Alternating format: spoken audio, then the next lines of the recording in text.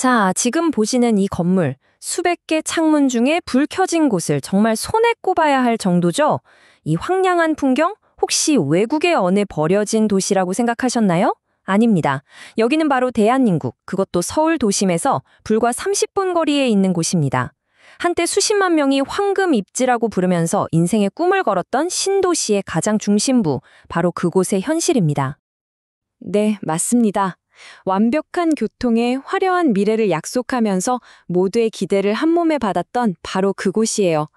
하지만 그 찬란했던 약속은 온데간데 없이 사라지고 이제 이곳은 누군가에겐 삶을 통째로 집어삼켜버린 절망의 공간이 되어버렸습니다.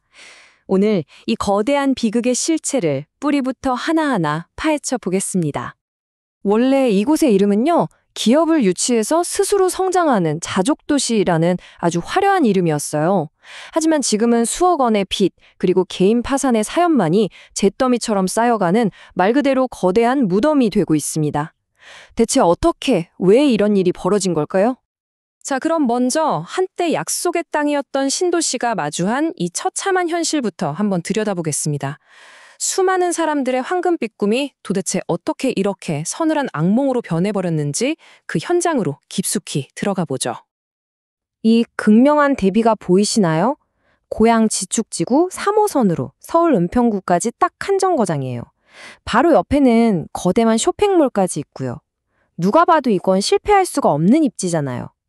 그런데 잠실 야구장보다 더 넓은 초대형 지식산업센터가 사실상 건물 전체가 거대한 빈상자나 다름없습니다. 남양주 다산은 더 심각해요.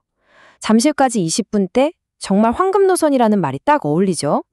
그런데 사람들을 실어 날라야 할 트램은 멈춰선 채 먼지만 뒤집어 쓰고 있고 1층 상가들은 임대료 1년 공짜라는 현수막을 내걸어도 문의 전화 한 통 없는 실정입니다.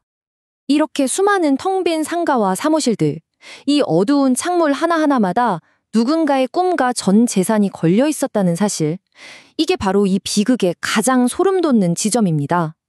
그리고 그 창문 뒤에는요, 한 개인의 삶을 송두리째 무너뜨린 처절한 이야기가 숨어 있습니다. 87년생, 올해 37살인 한 청년의 이야기입니다. 부동산 호황기에 분양가의 80에서 90%까지의 대출이 나온다는 그 말에 8억 원이라는 정말 어마어마한 돈을 빌려서 이곳에 인생의 희망을 걸었습니다. 하지만 완공 후에 들이닥친 현실은 너무나 냉혹했죠. 임차인을 단 한 명도 구하지 못해서 매달 500만 원의 대출이자를 3년 넘게 정말 피눈물로 버텼지만 결국 무너졌습니다. 그가 3년간 낸 이자만 1억 8천만 원, 경매로 날아간 원금이 4억 원이에요. 한순간의 판단으로 평생 모은 돈과 희망, 그 모든 것을 잃게 된 겁니다. 하지만 이건 단순히 운이 나빴던 한 개인의 비극적인 투자 실패담이 절대 아닙니다. 수많은 평범한 직장인, 주부, 은퇴자들이 어떻게 이토록 위험하고 거대한 함정에 빠지게 되었을까요? 지금부터는 그 완벽하게 설계된 구조를 자세히 들여다보겠습니다. 이 모든 비극의 씨앗은 정말 아이러니하게도 집값을 잡기 위한 정부의 강력한 부동산 규제에서 시작됐습니다. 2018년에 정부가 주택담보대출을 꽁꽁 묶어버리자 갈 곳을 잃은 막대한 시중 자금이 있었거든요. 나만 뒤처진다, 이른바 벼락거지가 될지도 모른다는 공포에 휩싸인 돈이었죠. 바로 그때 주택이 아니라는 이유로 온갖 규제에서 자유로웠던 지식산업센터가 마치 구세주처럼 떠오른 겁니다. 유혹은 정말 달콤했습니다. 한번 생각해보세요. 분양가의 90%까지 대출이 나오고 취득세와 재산세는 대폭 깎아주고 단돈 2천만 원만 있으면 나도 건물주가 될 수 있다니. 이런 환상을 심어주기에 충분했죠. 하지만 여기에는 누구도 제대로 알려주지 않은 치명적인 함정이 있었습니다. 법적으로 오직 사업자만 분양받을 수 있다는 사실이었어요.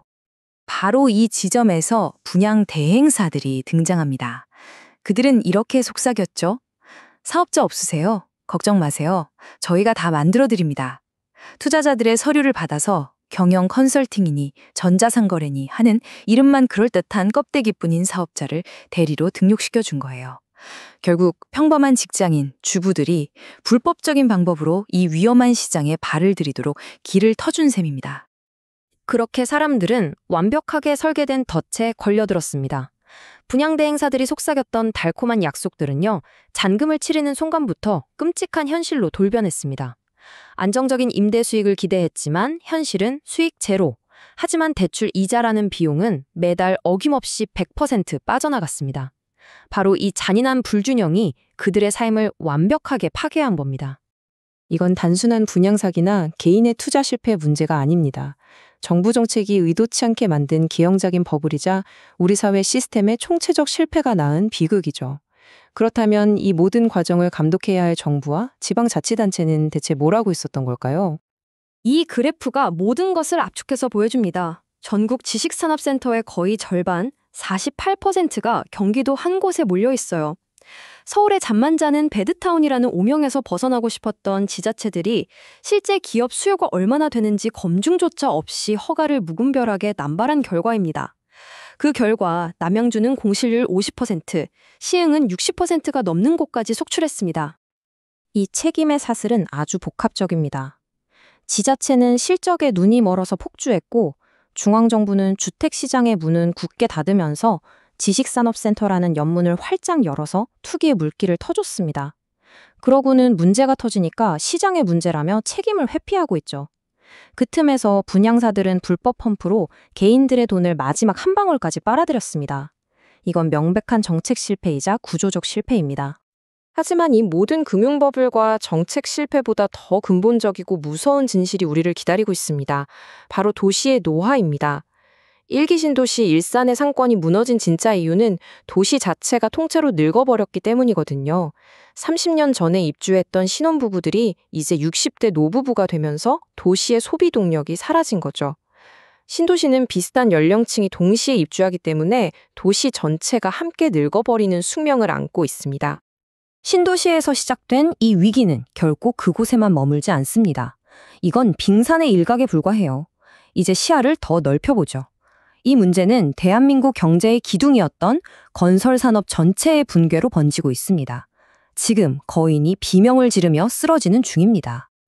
이 그래프를 보십시오. 정말 충격적입니다. 2021년부터 2025년까지 무려 5년 연속으로 건설 투자가 마이너스 성장을 기록할 거라는 전망입니다. 이건 대한민국 정부가 관련 통계를 작성하기 시작한 1970년 이후 단 한 번도 없었던 말 그대로 사상 초유의 사태입니다. 건설사들은 그야말로 퍼펙트 스톰에 갇혔습니다. 집은 안 팔리는데 철강이랑 시멘트 값, 인건비는 폭등했죠. 여기에 고금리가 기름을 부은 격입니다. 현재 국내 건설사의 절반 가까이가 영업이익으로 대출 이자도채 감당하지 못하는 사실상 파산 상태라는 분석까지 나옵니다. 수요 절벽과 고비용이라는 이중고에 꼼짝없이 갇혀버린 겁니다. 거대한 산업이 무너질 때 가장 먼저 길거리로 내몰리는 건 결국 평범한 노동자들입니다. 지난 1년간 건설업에서만 3만 7천 개의 일자리가 사라졌습니다. IMF 외환위기 이후 가장 큰 감소폭이에요. 200만 명의 생계가 걸린 거대 산업이 흔들리면서 수많은 가정이 위협받고 있습니다.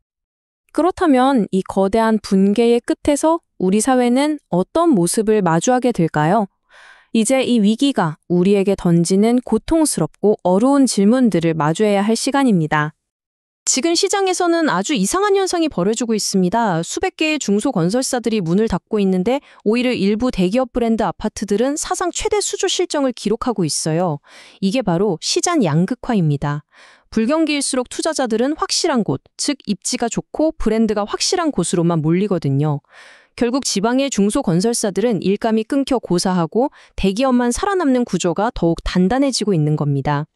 이런 위기 속에서 요즘 아파트가 무너지는 건 다 외국인 노동자들 때문이다, 이런 비난이 나오기도 하죠.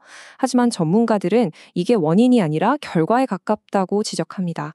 분양이 안 되니까 건설사는 어떻게든 비용을 줄여야 하고 그 과정에서 숙련된 내국인 대신 상대적으로 값싼 미숙련 인력을 쓸 수밖에 없게 된다는 겁니다. 즉, 부실공사는 건설업이 맞닥뜨린 총체적 붕괴가 만들어낸 또 하나의 비극적인 결과물이라는 분석입니다.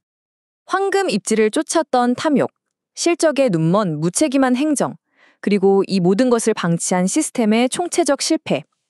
이 모든 것이 빚어낸 유령 도시와 건설업의 붕괴는 지금 이 순간에도 수많은 개인들의 삶을 삼키고 있습니다. 대한민국 경제의 기둥이 무너지고 있는 이 거대한 붕괴 앞에서 우리는 과연 무엇을 준비해야 할까요?